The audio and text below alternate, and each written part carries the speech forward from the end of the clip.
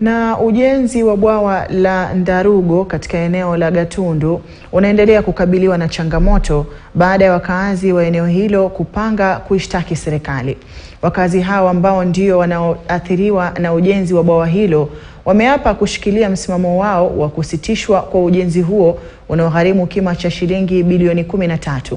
Vijiji vinavyoathiriwa na ujenzi huo ni vile vya Gathaite, Watathi, Gatei, Mwimuto na Kanjuku.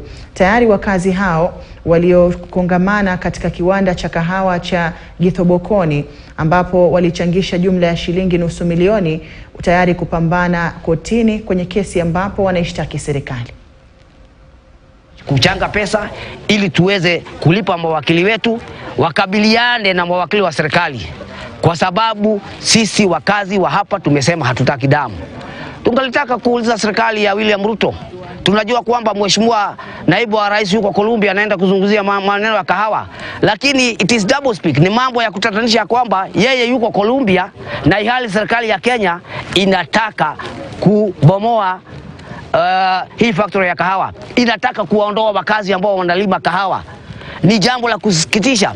Tunauliza wale wazungu wale, wauliza Gachagua, kwa nini wewe unakuja kuzungumzia maneno ya kahawa Ulaya ihali kwenye Kenya unawafurusha wakulima wa kahawa? We believe there are other places where they are not populated, where the government can go and construct dams. They can go actually in the forest, for example, in an upper area, and they can able to harvest enough water. They can decide to go lower side, and also they can harvest water. But here, it's one of the key pillar.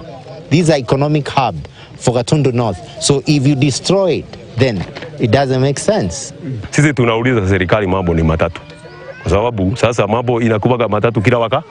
Serikali wachane na hii damu, iko mahali kwingine wanaweza kwenda kujenga damu, lakini pia kura ziko kwa mfuko.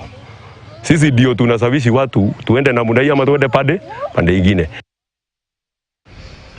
Na kanda na hayo mazungumzo ya kutafuta mwafaka